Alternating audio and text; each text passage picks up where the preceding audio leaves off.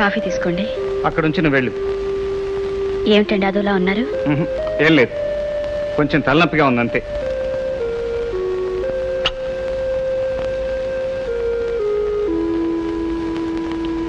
ఏమిటి నువ్వు చేస్తున్న పని?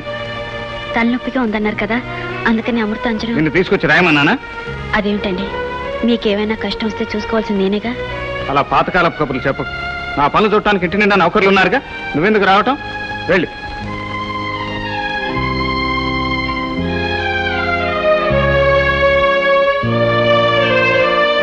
చూసారు అత్తయ్య, బుద్ధి పుణ్యం నా మీద ఎంత కోపట్టారు. నేనేం తప్పు చేశాను అత్తయ్య? తలనొప్పిగా ఉందన్నారు, అమృతాంజనం రాయాలనుకున్నాను. నేను చేయడంతో విసుక్కుని వెళ్ళిపోయారు. చూడమ్మా, మగవాడన్నాక బుర్ర నిండా ఎన్నో ఆలోచనలుంటాయి. ఆఫీస్ విషయాలు, పనివాళ్ల గొడవలు, ఎస్టేట్ వ్యవహారాలు ఎన్నో ఉంటాయి. అందుకని కాస్త విసుక్కోవచ్చు, కసురుకోవచ్చు. మనమే సర్దుకుపోవాలమ్మా. నిజమే అత్తయ్య, ఎంత సర్దుకుపోవాలనుకున్నా నేను భార్యనే కానట్టు, తన దగ్గరికి రావడమే తప్పన్నట్టు ప్రవర్తిస్తే నేనేం చేయను? వాడి మనసు బాగుండలేదేమో, కొంతకాలం నువ్వే దూరంగా ఉంటూ ఉండు. వాడే మనసు మార్చుకుంటాడు. అనవసరంగా గోరంతలు కొండంతలు చేసుకుని బాధపడితే ప్రయోజనం ఏముంది చెప్పు?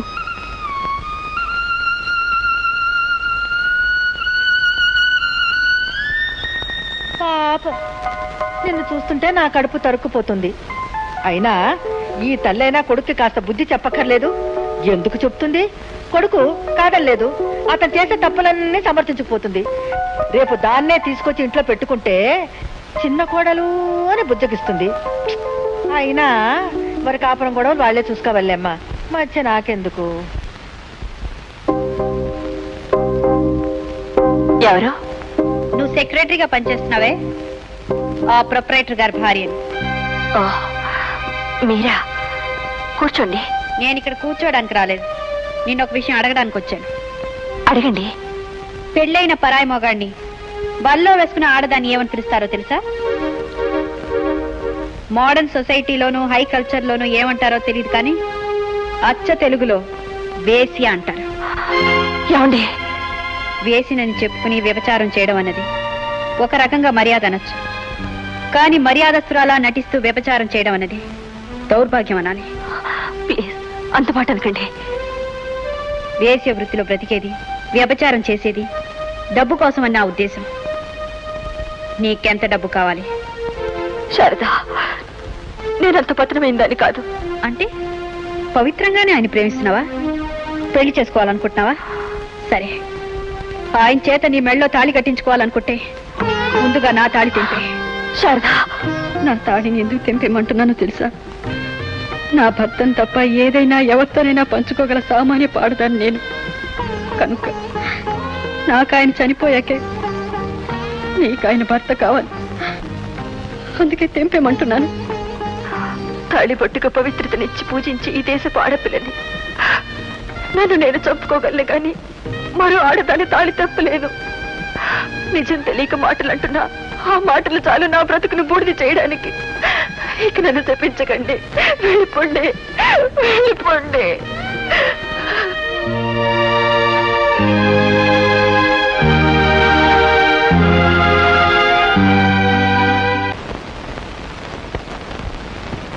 ఏమిటి బట్టలు సర్దుకుంటున్నా?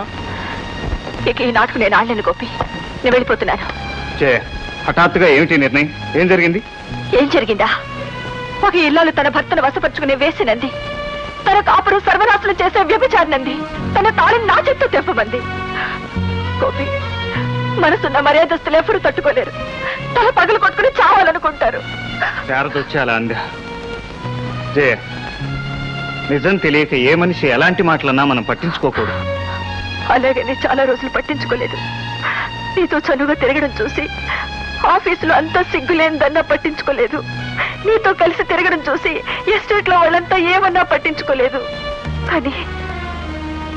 కానీ ఉత్తమరాలేని ఇల్లాలు ఈటలాంటి మాటలంటే తట్టుకోలేకపోతున్నాను గోపి. ఆడేది నాటకమైనా ఆవిడ శాపం, ఆవిడ ఉసురు తగిలి నేనేమైపోతానో నాకు భయంగా ఉంది. నేను ఇక్కడ ఉండలేను గోపి, నేను ఉండలేను.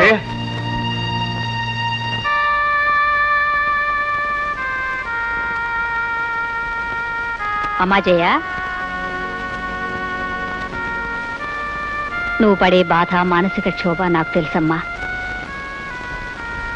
ఓ ఇంటికి మేలు చేయాలని ఏ స్వార్థమూ లేకుండా వచ్చింది నిన్ను ఆ ఇంటి మనిషి అనుమానించి అవమానిస్తే అది తట్టుకోలేని విషయమే.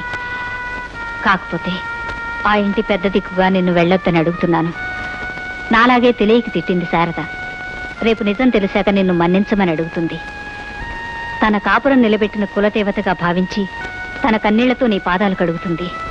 చూడమ్మా, గోపిని నా కన్నబిడ్డగా అనుకుంటున్నాను. నిన్ను కోడలుగా భావించి వెళ్ళొద్దని వేడుకుంటున్నాను.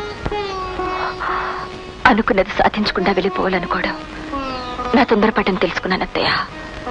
జీవితాంతం ఆయన చేయి పట్టుకుని నడవలసిన దాన్ని వెనుకంజ ఎలా వేయగలను? తప్పకుండా ఉంటాను అత్తయ్య.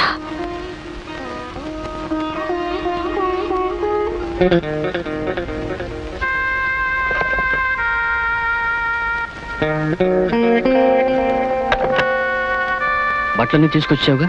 తీసుకొచ్చాను, కానీ చిట్టి నాకెందుకో భయం వేస్తుంది. భయం ఉంది. ఎస్టేట్ దాటి పట్టణం వెళ్ళిపోయి మన ఎవరు ఏమీ చేయలేదు. అక్కడ పెళ్లి చేసుకుని హాయిగా చిలక గురింకిలో ఉండొచ్చు. పద.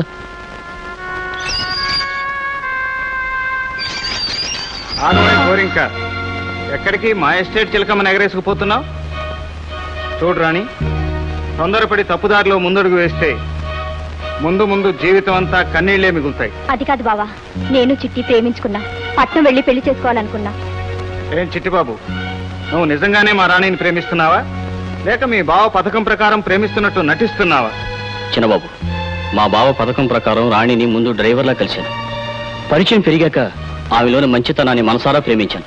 నా కోసం అమ్మని ఆస్తిని వదులుకోవడానికి సిద్ధపడటంతో ఇంత గొప్ప మనిషి దొరకటం నా అదృష్టంగా భావించాను. తననే పెళ్లి చేసుకోవాలని నిర్ణయించుకున్నాను. ఇద్దరు ప్రేమించుకుని పెళ్లి చేసుకోవాలనుకుని నిర్ణయించుకున్నప్పుడు పారిపోవటం దేనికి? మా పెళ్లికి మా డాడీ ఒప్పుకోవడం తెలుసు బావా. ఈ విషయం తెలిస్తే చిట్టికి ప్రమాదం కూడా తలపెట్టవచ్చు. రాణి, ప్రమాదాలకు భయపడేది బ్రతుకనిపించుకోదు, భయంతో పారిపోయేది ప్రేమ అనిపించుకోదు. ఇద్దరు ఒకరికొకరు ఇష్టమై ముందుకు నడిచేటప్పుడు పెద్దలు అడ్డుపడ్డా, ప్రపంచం అడ్డుపడ్డా లెక్క చేయకుండా ఉంటేనే అది ప్రేమ అనిపించుకుంటుంది. నిజమే బావా, కానీ డాడీ మీ డాడీ దేవుడేం కాదు మీ రాతలు మార్చడానికి. రేపు నేను దగ్గరుండి మీ ఇద్దరు పెళ్లి జరిపిస్తాను.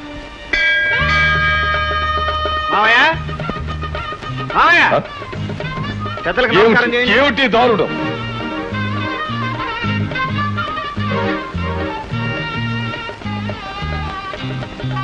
అదేంటి మావయ్య, కళ్ళతోటి పెట్టుకున్నా చెత్తవరంగానే ఉందా? కనపట్టంలా?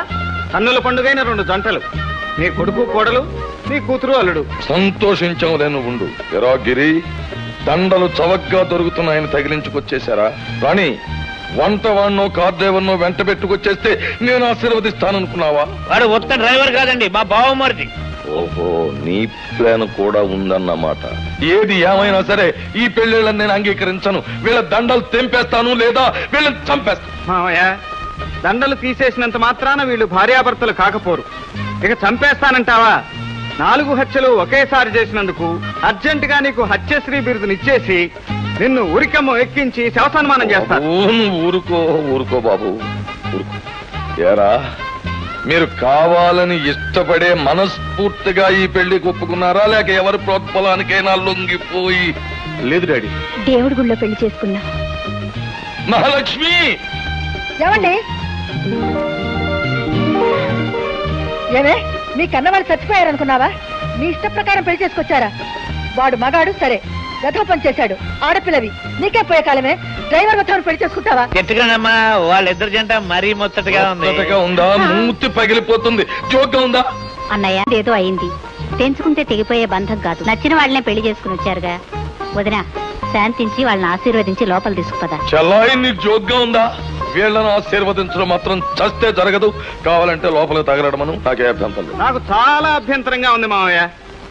రాణి, గిరి, స్వతంత్రించి ధైర్యంగా పెళ్లి చేసుకోవటమే కాదు, స్వతంత్రించి ఎవరు బ్రతుకులు వాళ్ళు బ్రతకడం నేర్చుకోవాలి. ఇంతకాలం చిన్నపిల్లలు గనక ఈ ఇంట్లో పడి మేయటంలో తప్పు లేదు. ఇప్పుడు పెరిగారు, పెద్దవాళ్ళు అయ్యారు, మీ కాపురాలు మీకు ఏర్పడ్డాయి గనక బయటికి వెళ్లి మీ కాళ్ళ మీద మీరు నిలబడ్డం మంచిది. అదేమిటి? బయటికి వెళ్ళి ఒక్కనే బతకలేను, పైగా మెడకి డోలు దించిపోయి బతకడం ఎలా? ఎలా అనేది బయటికి పోయి కష్టపడి రూపాయి సంపాదించడం మొదలు పెడితే తెలుస్తుంది. నాయనా కృష్ణ, వాళ్ళని వదిలి నేను ఉండలేను. వాళ్ళని చూడకుండా నేను బ్రతకలేను నాయన. నీ తల్లి మనసు నాకు తెలుసత్తయ్యా. బిడ్డను విడిచిపెట్టి నువ్వెలా ఉండగలవు చెప్పు. ఇరి, ఓ పని చేయి, మీ అమ్మను కూడా నీతో పాటు తీసుకెళ్ళు. మావయ్య పెళ్ళాం బిడ్డలు లేకుండా ఒంటరిగా నువ్వు మాత్రం ఎలా ఉండగలవు? నువ్వు కూడా నన్ను కలపకు. నేను దివ్యంగా హాయిగా రాయిలా ఉండగలను.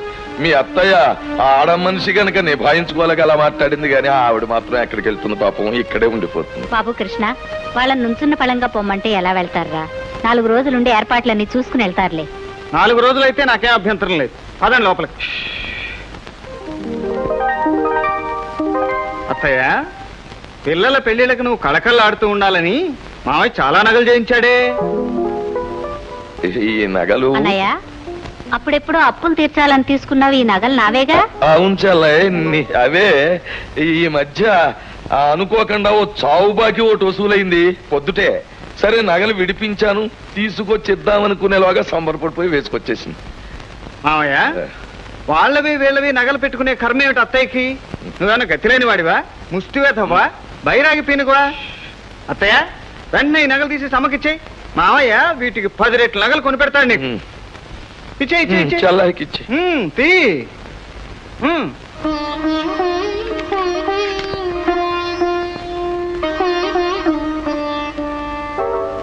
ఏమిటమ్మా పిలిచావట? బాబు, ఇది తరతరాలుగా ఈ ఇంటి కోడళ్ళకి వంశపారంపర్యంగా సంక్రమిస్తున్న జౌహరి. ఈ రోజు ఉగాది, అందుకే ఈ నగలు నా ఇద్దరి కోడళ్ళకి ఇవ్వాలనుకున్నాను. అమ్మా, అవును బాబు, నాకు శారదెంతో జయ కూడా అంతే. ఇప్పుడే ప్రపంచానికి చెప్పుకోలేకపోయినా, 10 మంది ముందు ఒప్పుకోలేకపోయినా, జయ కూడా నా కోడలే. అందుకే ఈ నగలు ఇద్దరికి సమానంగా ఇవ్వదలుచుకున్నాను. అమ్మా, తన మీద నీకింత అభిమానం ప్రేమ ఉన్నాయని తెలిస్తే జయ ఎంతో పొంగిపోతుందమ్మా. ఓహో, ఈ కొత్త సంవత్సరంలో ఈ పాత నగలతో ఎంత దగదగలాడిపోతున్నావమ్మా. అత్తయ్య ఆనవాయితీని నగలని పెట్టింది. పూర్తిగా పెట్టుంటే నువ్వు సాక్షాత్తు లక్ష్మీదేవిలాగా దగదగలాడిపోయేదానివి. కొన్ని నగలు దానికి పంపించేసిందిగా. మనం దాన్ని ఎంత పరాయిదానిగా చూసినా ఆవిడ దృష్టిలో మాత్రం రెండో కోడలుగా భావించి గౌరవిస్తోంది. దేని గురించి మీరు చెప్పేది? ఏం జోక్గా ఉందమ్మా అలా అడుగుతున్నావు? అదే ఆ సెక్రటరీగా చేరలేదు వగలాడి పిల్ల, దానికి తీసుకెళ్లి ఈ నగలు ఇచ్చిరా అని మీ అత్తగారు చెప్పడం స్వయంగా నేను విన్నాను. ఈవేళ నగలు పంచింది, రేపు మహలే పంచేస్తుంది. ఆపండి, మీ మాటల్ని నమ్మను. ఫోన్లే తల్లి, నువ్వు నమ్మి తీరాలి అని నేనే కంటతడి పెట్టుకుని ప్రాధేయపడడం లేదు కదా. అబద్ధంలోనే ఆనందం ఉంది అనుకుంటే ఇలాగే బతుకు. బాధైనా నిజం తెలుసుకోవాలనే తాపత్రయం నీకుంటే నేను చెప్పినట్టు వెళ్ళి చూడు. ఆవిడ గారికి మీ ఆయన గారు నగలు అలంకరిస్తూ ఉంటాడు.